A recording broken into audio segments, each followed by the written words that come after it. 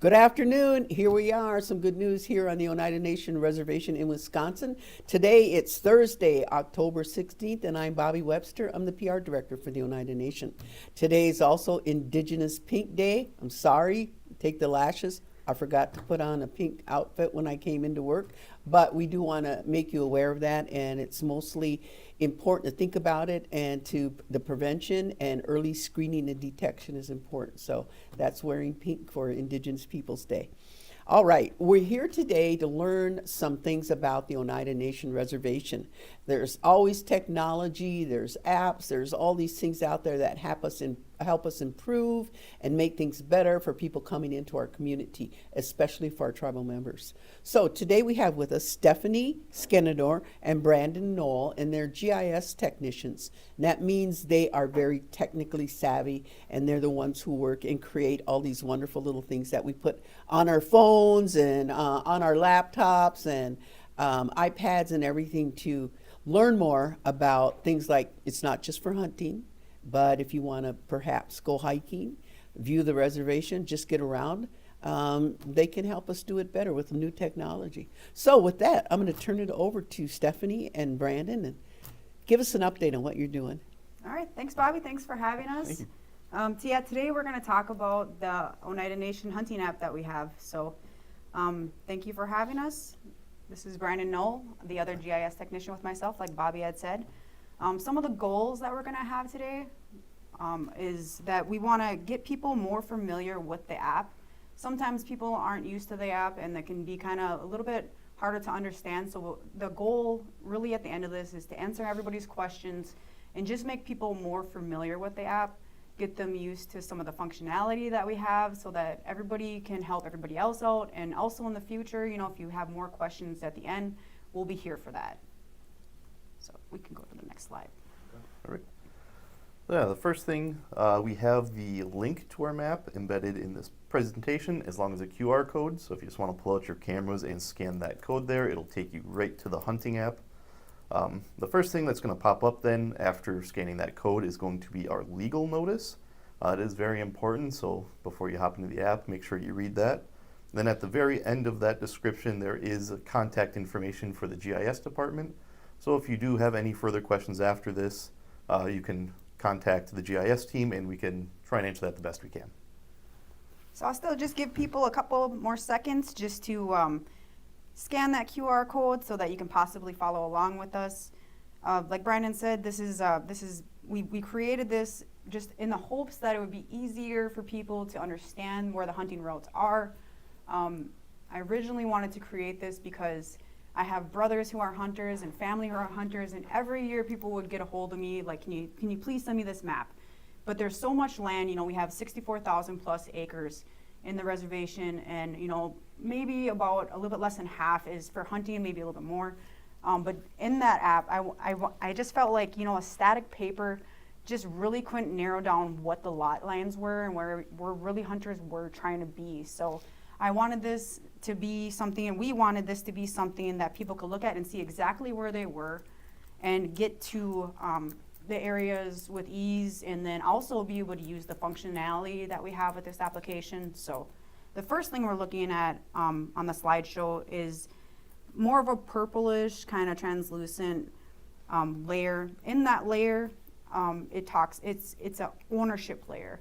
So it's important, this layer is important to explain, because a lot of questions have come in saying, with the ownership layer, does that mean that we have access to hunt there? No, that is not what that means. The ownership layer is just strictly to show the nation what we own. It is public information. There is no attributes tied to it. It just strictly shows that we own that land. And if there is hunting land next to it, there might be some access to it according to some of the sportsman rules. Yeah, so before we get too crazy here, we wanted to talk, the main point of this presentation was to go through what the different legend items and the layers that we included on this hunting map, but there are some descriptions that should be known before we get too far into that. So there is a tab, and I'm sorry that this was animated, but we're a little static right now, so you're not getting the full experience of what we were hoping. But there's a little eye in the left or the right hand side of the screen that if you click that, it brings up the some definitions that are important to know. So if you do look at the legend on the left-hand side, you do see there's community access and tribal member only. And we go over, that little I will give you information on what those exactly mean. So the Oneida tribal member access only, those are areas that are open only to enrolled tribal members. I also have the Oneida community access, that is open to tribal members, their spouses, descendants, other federally recognized tribes, and authorized employees of the nation. People who are outside of this description can also go on these as long as they are accompanied by a tribal member. And that has to be at all times. You can't just have a tribal member drop you off at this area and then they bug out. They do have to be with you at the whole time. And there's also open access areas. These are areas that are open to all of the public. Next slide. In the next slide, you'll see that there's a legend to the left. In the legend, that's going to describe each of the layers that we have. On the app, you'll see that there is something that looks like a check mark. In our presentation later, you'll see that it looks like an eyeball, but you are able to take that check mark and click it off and on according to what you want on there, what you don't want on there. But in this one, it's showing a circle around the community access. That is referring to what Brandon just talked about. Anything with that blue, like hash mark looking legend item, that's going to tell you where the community access is. Next slide. Yep. And then the next area that we're going to focus on are the tribal member areas only. That's going to be indicated by a kind of pinkish purple, also hashed mark there.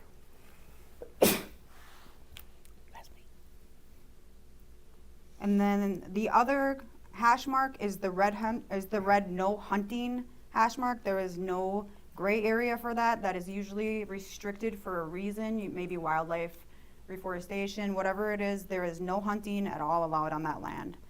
One of the things that I want to talk about on your phone when you're looking at the app, on the bottom, there's going to be features that show what looks like pictures, 4 pictures together.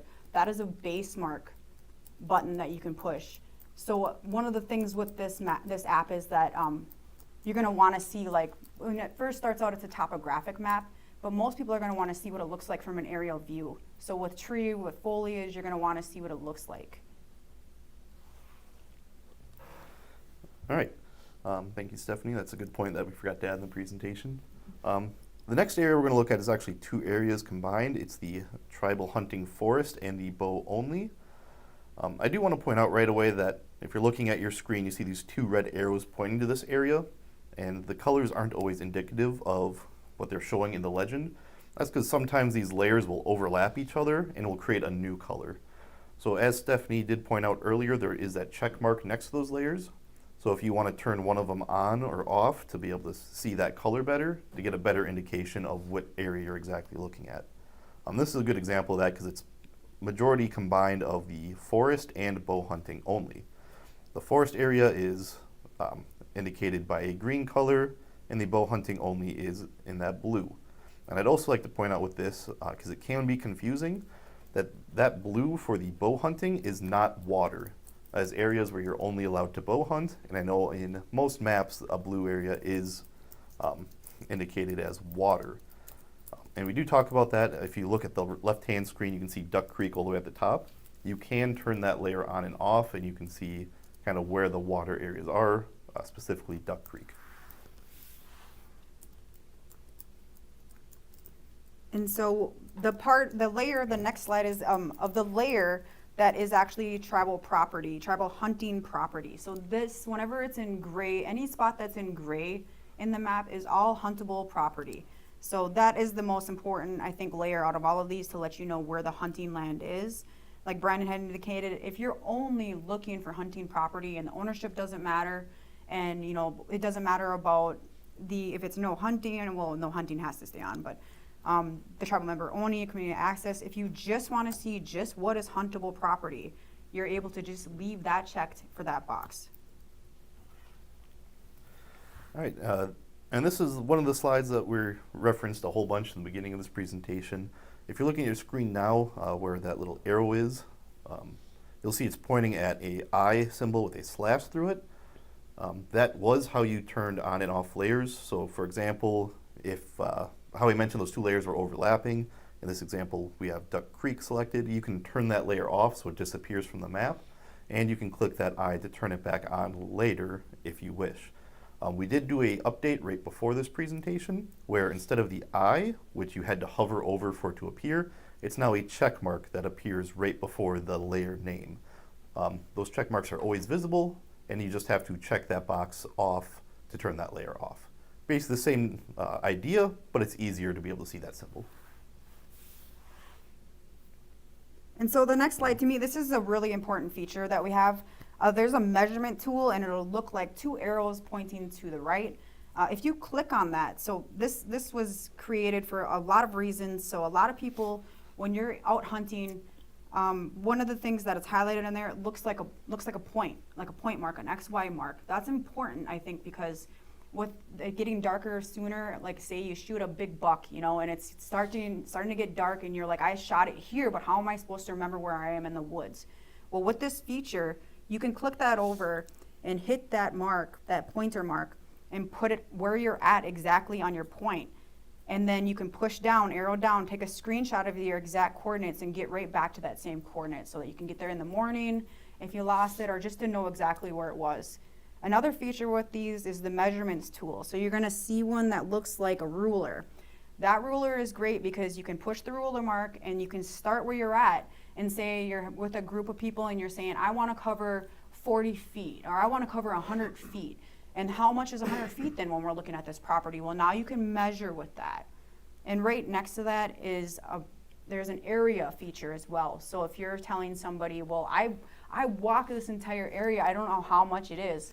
Well, now you can use this tool, and you can use your finger and touch where it is and cover an area and let yourself know, or your friends know, whoever, how many acres you're actually covering as well. So once you get those features in there, they'll leave a mark. So it's important that when you're done to push the trash can, that will get you away from that mark and delete all of the data that you had. I think another great feature of that measuring tool is if you're hunting with some of your buddies and he goes, yeah, I shot that buck 1,000 or 100 yards away. Yes. You can measure him and call him out on that to see if he actually did or not. Actually, it was 20 feet, but okay. And it was a nubby. Yeah, so another feature on there that we didn't talk about and that I want to bring up is on that top right side. So one of the questions that I had a brother ask me is, well, I want to know exactly where I am. I wish that was on there. And it is. So, and that feature is the third one from the top right. You can push that and then that'll locate exactly where you are. It looks like crosshairs. So if you're a hunter, I mean, you should be familiar with this symbol. You just push that and a blue arrow will bring you exactly where you are. And then that'll help you also trace along the line. So you'll know where you're at on the hunting property. Like Brandon had talked about, just above that is the I. So there's an I for information. That information is the community accesses. So those are important. There's also a search feature above that I. What that does is you can search up any address in there and it will bring you right to that. And I don't believe that's exclusive to the reservation. You can type in any address, even, for example, a New York address, and it'll take you right there on the map. Also to the left of the app, there's something that looks like arrows, and that is your north arrow. So you can push that and it'll either keep you completely north all the time, or it'll just toggle which way you're turning. So while we're not looking at the app right now, if there's any questions, we are concluded in our presentation, so we'll be happy to take questions.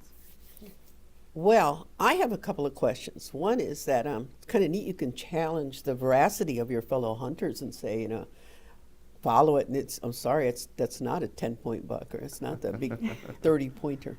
But this new app will allow you to update it immediately. So if something changes, something goes off, out of bounds, prohibited or something, you can make those changes on the app? Yeah, I mean, if there's any difference, if there's anything that people want added to this, or that they're not seeing that they would like added in the future, if the application has that functionality, we'd be happy to add that as well. The nice part is that the QR code and the web address stay the same as well. So it doesn't change every time you update it, it'll stay the same. So if you held onto it for, let's say, the 2024 hunting season, it'll be the exact same link for the 2026 hunting season. The I hunting think our areas may ancestors change, would, but yeah, our ancestors would be totally overwhelmed with the technology and how we use it today, and how it assists us in managing our properties. Now, maybe I'm not so technology, savvy. You still have the hard copies that are available, these maps? yes, we do. We have the hard copies. And Where do I go to access them? so on our website, there is a hard copy of it as well as conservation's. So otherwise, I know that conservation does distribute, I think, 11 by 17 papers for it. So it's a little bit bigger than a regular paper, but it'll help if you're still looking for a hard copy, yes. Where is conservation located? At land management, And land management is, Across do we have an from- address? On Airport Airport Drive, Drive. 172? yeah. Let's see, have to quickly Google that. So, conservation is down at land management, and that's where you get more information. I know as we get closer to the different seasons of hunting, deer hunting, bow hunting, gun hunting, turkey, what other seasons do we have here? I know gun for deer and bow, that's about all I know. Yeah, I'm not, I know that there's bow and hunting, or bow and gun season, muzzleloader. I'm not really sure of any other hunting. Do we have seasons turkey that we have. hunting? We do, and I believe that just happened, right? Or it is happening Okay. right now? So this app is applicable on all the different game and the different seasons? Yes. The map doesn't change? Well, if the map changes, it would only be because of the property that we own, which may happen in the future, but for right now, this is the map that we have, and it does cover all seasons of hunting. Okay. What prompted you to develop this app? Well, it was, honestly, it was a little bit more of my brothers and my family friends, because they kept asking for the map and, well, can you zoom in into this area? This is where I hunt right here. Can you zoom into there? Yeah, I can, but I thought, well, with all these apps that we have and with Google, why wouldn't we want something that we can have just right in our hand where we can zoom and see? Because when you're looking at, the static map, it's not even aerial. It's just a topographic map, and you can't really see tree foliage. So I thought, well, when they get lost, or if they shoot something and they don't know where they were because everything looks the same when you're in the woods, this could help. So this was really developed just for helping out the sportsmen of the United Nations, just to have an easier access to a map right at the touch of their fingers. Well, I think it's an amazing resource that you offer, and we really appreciate that. And I don't have any other questions right now. I do have a couple of announcements. Before I give you the announcements, is there anything we forgot? Something else you want to mention? Just if there's any questions regarding hunting or any of the rules and regulations for that, to refer to conservation through their website or through their phone numbers at the land management office. And their number is 869 6500.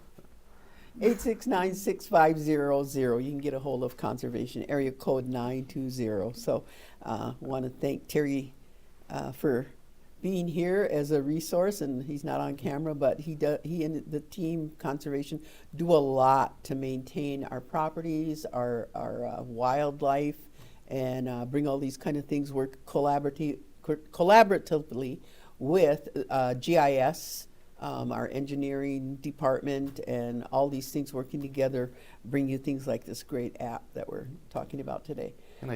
Sure. Yeah, so I'm sorry, I do have one more announcement. The presentation we gave today was just a real quick snippet going over the legend. We do have a full presentation out there that it should be on our website that goes over every feature that you will find on this hunting map. So if you have more questions about that, on what all the different features do, you can go ahead, search up that presentation, and it'll go through a step-by-step guide on what every button does. So when I go to oneidanation.gov and I look under resources, where would I go to find?